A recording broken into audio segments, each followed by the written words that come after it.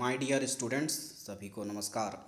आज हम बात करेंगे कक्षा 12वीं विषय हिंदी की प्रश्न बैंक की, जो कि 2021-22 की है।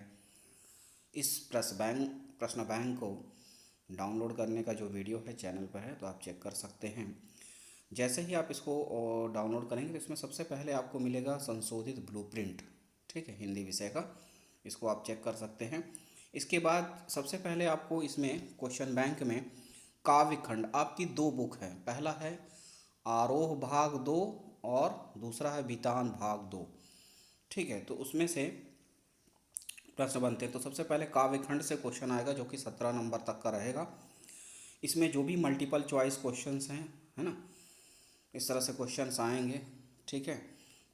दिन जल्दी जल्दी ढलता है, कविता में कवि हताश और दुखी है, तो क्या कारण। इस तरह से जो भी क्वेश्चन बनते हैं वो आपको दिए जाएंगे मल्टीपल चॉइस क्वेश्चन में काव्य भाग से। और उसके बाद सत्य असत्य लिखिए। सत्य असत्य के बाद आपको एक वाक्य में उत्तर लिखिए, ठीक है। भाषा के साथ साथ बात कैसी होती गई, है ना, इस तरह से सत्य असत्य है, ये इसको लिखना हुआ है, ठीक है।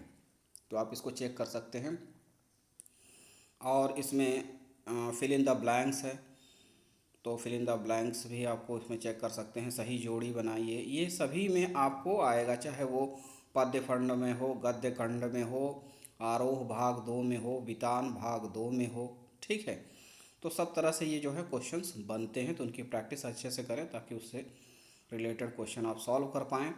अब आते हैं इसमें अति लघुत्तरी प्रश्न जो होता है, ठीक है ना। उषा कविता में गांव की शोभा कैसे बताई गई है। देखिए, 2 नंबर का जो क्वेश्चन है उसको लिखा है लगभग 30 शब्दों में लिखिए। 30 शब्दों का मतलब है कि आप लगभग 3 लाइन में तो लिखें, 3 से 4 लाइनों में, ठीक है। इस तरह से बच्चन जी को संसार क्यों प्रिय नहीं है, संसार की विषमताओं के बीच कवि कैसे जी रहे हैं। इस तरह के जो क्वेश्चन हैं उनका देखिए आंसर आप चेक कर सकते हैं। और अब 3 नंबर के जो क्वेश्चन आते हैं, 3 नंबर के जो क्वेश्चन रहेंगे उनको 75 शब्दों में लिखना होगा। 75 शब्दों का मतलब है कि लगभग 7 से 8 लाइनों में लिखना है आपको, ठीक है ना। वहाँ शब्द नहीं गिनना है, लेकिन 7 से 8 लाइनें जो होंगी वो 75 शब्द हैं। इसमें आएगा साहित्य में कवियों का योगदान। देखिए, कविता परिचय आएगी और लेखक परिचय आएगा। कवि परिचय, लेखक परिचय। कविता में कवि का और लेखक, पाठ में लेखक का परिचय आएगा। तो ये आपको क्वेश्चन बनेंगे।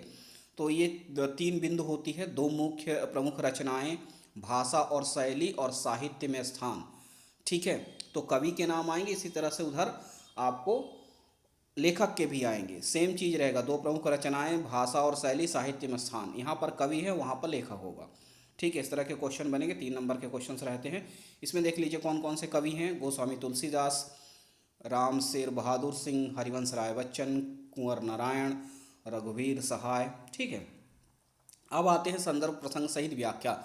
ध्यान दीजिएगा, संदर्भ प्रसंग सहित व्याख्या आपको कविता में भी आएगी और उधर पाठ का आएगा। यानी कविता की 4 लाइनें लिखी रहेंगी, उसमें संदर्भ प्रसंग सहित व्याख्या लिखनी है।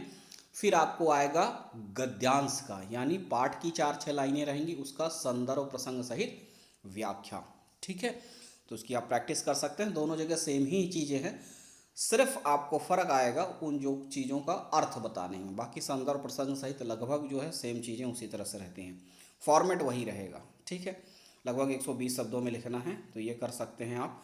और इसमें जितने भी दिए गए हैं उनकी पूरी आप प्रैक्टिस कर सकते हैं।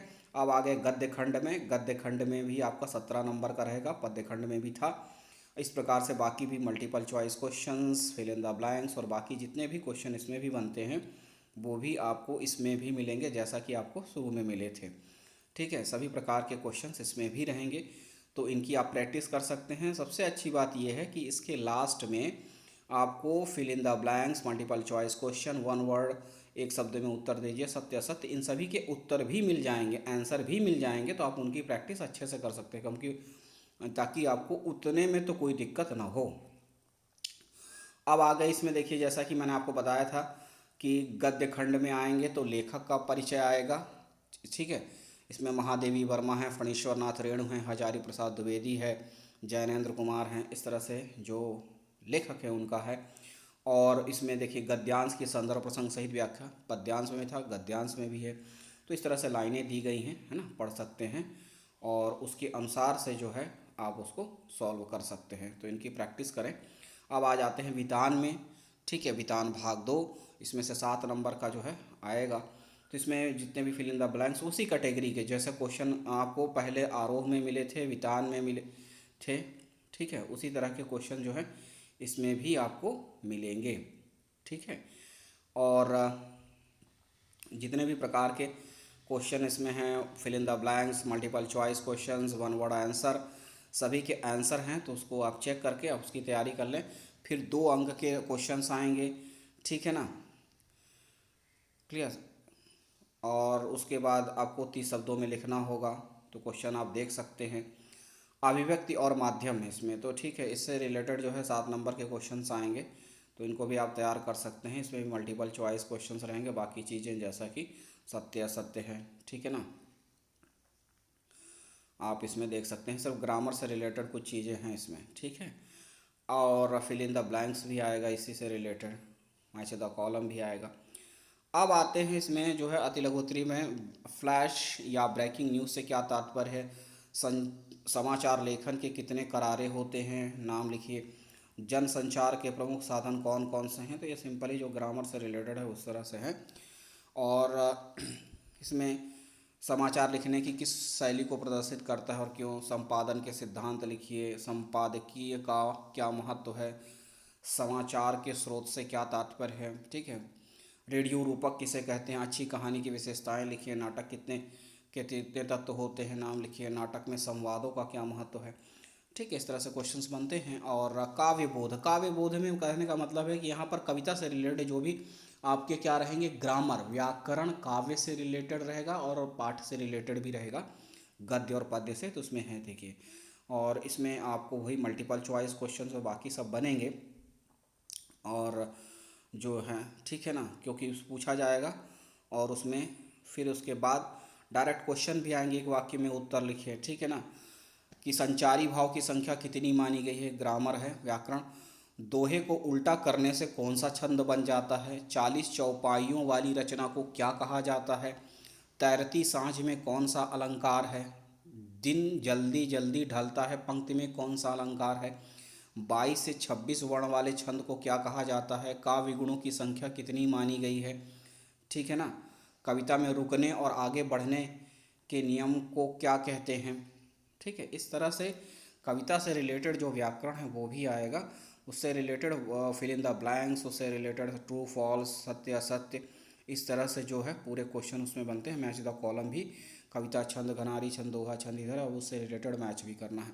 तो व्याकरण से संबंधित भी जो है क्वेश्चन जो है 5 प्रकार के वही बनेंगे, fill in the blanks, multiple choice question, one word, ठीक है, इस तरह से होगा। अब इसमें देखिए क्वेश्चन आया है जो 2 नंबर का रहेगा, ठीक है, रस किसे कहते हैं, रस के अंगों के नाम लिखिए, मानवीकरण अलंकार की परिभाषा लिखिए, विरोधाभास अलंकार की विशेषताएं लिखिए, स्नेह एवं भ्रांतिमान अलंकार में अंतर लिखिए, संदेह अलंकार का उदाहरण लिखिए, ठीक है, विरोधाभास अलंकार की विशेषता लिखिए, विरोधाभास अलंकार का उदाहरण लिखिए, छंद किसे कहते हैं इसके भेद लिखिए, दोहा छंद के प्रमुख लक्षण एवं उदाहरण लिखिए, ठीक है, ओज गुण का एक उदाहरण लिखिए, प्रसाद गुण संपन्न कविताओं की क्या विशेषताएं हैं, कोमल कांत पदावली का प्रयोग किन कविताओं में किया जाता है। तो इस तरह से ग्रामर जो है ये है, तो उसमें आप प्रैक्टिस कर सकते हैं। और फिर इसमें भाषा बोध से आएगा लगभग 12 नंबर का, उसमें भी वही मल्टीपल चॉइस क्वेश्चंस जैसा कि आपको पता है, फिल इन द ब्लैंक्स, इस तरह से क्वेश्चंस इसमें भी आएंगे। ये भी सत्य असत्य है, मालवीय मेवाड़ी क्षेत्रीय भाषा है कि नहीं, एक वाक्य में उत्तर लिखना होता है, ठीक है ना, नाक भौं चढ़ना मुहावरे का अर्थ लिखिए, ठीक है, सागर और छतरपुर में बोली जाने वाली क्षेत्रीय भाषा कौन सी है, मालवी बोली किन जिलों में बोली जाती है ना, परमात्मा के 2 पर्यायवाची लिखिए। तो ये पूरा ग्रामर है, ग्रामर से रिलेटेड भी क्वेश्चंस पूरे बनते हैं। फिर देखिए यहाँ पर क्वेश्चन है, तत्सम शब्द किसे कहते हैं, मुहावरे एवं लोकोक्तियों में क्या अंतर है, विशेषण की परिभाषा लिखिए, क्रिया विशेषण किसे कहते हैं, ये पूरा व्याकरण है। तत्सम एवं तद्भव शब्दों में अंतर लिखिए, बोली किसे कहते हैं, मध्य प्रदेश में बोली जाने बोलियों के नाम लिखिए, है ना, उपसर्ग और प्रत्यय में क्या अंतर है। बहुत ही सिंपल ये ग्रामर है, लेकिन इसकी प्रैक्टिस करें ताकि आप अच्छे से लिख पाएँ, ठीक है, और कन्फ्यूज ना हो और एक एक प्रश्न में, ठीक है ना। और सही संदेहवाचक वाक्य, प्रश्नवाचक वाक्य कैसे बनेगा, है ना, वाक्यों को शुद्ध करना, ठीक है, ये सब ग्रामर है, ठीक है, ये भी है, इसमें कर सकते हैं। फिर अपठित जो बोध होता है, अनसीन पैसेज जो होता है, वो गद्य से भी आएगा और पद्य से भी आएगा, ठीक है। नारी सृष्टि का आधार है, नारी के बिना संसार की हर रचना अपूर्ण तथा रंगहीन है। वह मृद होते हुए भी कठोर है, उसमें पृथ्वी जैसी सहनशीलता, सूर्य जैसा ओज तथा सागर जैसा गांधीर्य एक साथ दृष्टिगोचर होता है। नारी के अनेक रूप हैं, वह समाज कभी उन्नति नहीं कर सकता जहाँ नारी को सम्मान की दृष्टि से नहीं देखा जाता। नारी और नर और नारी गृहस्थी रूपी गाड़ी के दो पहिए हैं, गृहस्थी रूपी गाड़ी के दो पहिए हैं। इन दोनों के तालमेल से ही गृहस्थी का रथ सुचारू रूप से गतिमान रहता है, ठीक है। तो इस तरह से इसमें गद्यांश का उचित शीर्षक लिखिए, गद्यांश का सारांश लिखिए, सृष्टि का आधार किसे कहा गया, उससे क्वेश्चंस बनते हैं। और इसी से रिलेटेड पूरे जो भी इसमें क्वेश्चंस दिए गए हैं उनको आप कर सकते हैं। फिर गद्य के बाद इसमें पद्य भी आएगा, ध्यान रखिएगा, ठीक है ना, पद्य से भी आएगा, ठीक है। उन पद्यों की जो लाइनें होंगी उससे पर रिलेटेड जो है तीन तीन क्वेश्चन गद्य और पद्य दोनों से रहेगा, ठीक है। इस तरह से अवसर है, स्वर्णिम संयोग का, इस तरह से क्वेश्चन लाइनें हैं। और उससे फिर आते हैं पत्र लेखन और जो आएगा यानी लेटर और अप्लीकेशन जो होती है, ठीक है ना, अप्लीकेशन आवेदन पत्र है ना, पत्र लेखन औपचारिक अनौपचारिक। तो इसमें देख लीजिएगा है, इसमें कुछ इंपॉर्टेंट जो है मैं आपको बता देता हूँ। जैसा कि है सभी के पर प्रैक्टिस करें, लेकिन ये बहुत कुछ ऐसे भी हैं जिनका ज़्यादा तो नहीं। जैसे सड़क दुर्घटना में होने वाले बचाव के लिए परिवहन विभाग को सचिव पत्र लिखिए। माध्यमिक शिक्षा मंडल भोपाल को अपनी अंक सूची की द्वितीय प्रति मंगवाने हैं तो पत्र लिखिए। अपने विद्यालय में प्राचार्य को खेल सामग्री की व्यवस्था हेतु प्रार्थना पत्र लिखिए। मित्र को प्रथम श्रेणी में उत्तीर्ण होकर बधाई देने के लिए संदेश लिखिए। तो इस तरह से आपको लेटर जो है लिखने होंगे।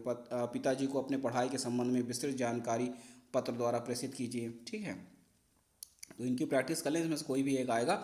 अब आते हैं डायरेक्ट निबंध की बात कर लेते हैं। निबंध जो है आपको 4 नंबर का आएगा, 120 शब्दों में लिखना होगा।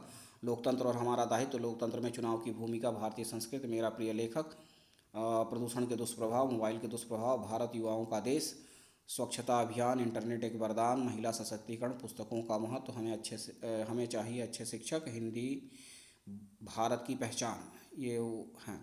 तो बस इतना ही है। इसकी प्रैक्टिस अगर आप कर लेते हैं, उत्तर लास्ट में है, तो आपको सभी चीज़ें बन जाएंगी।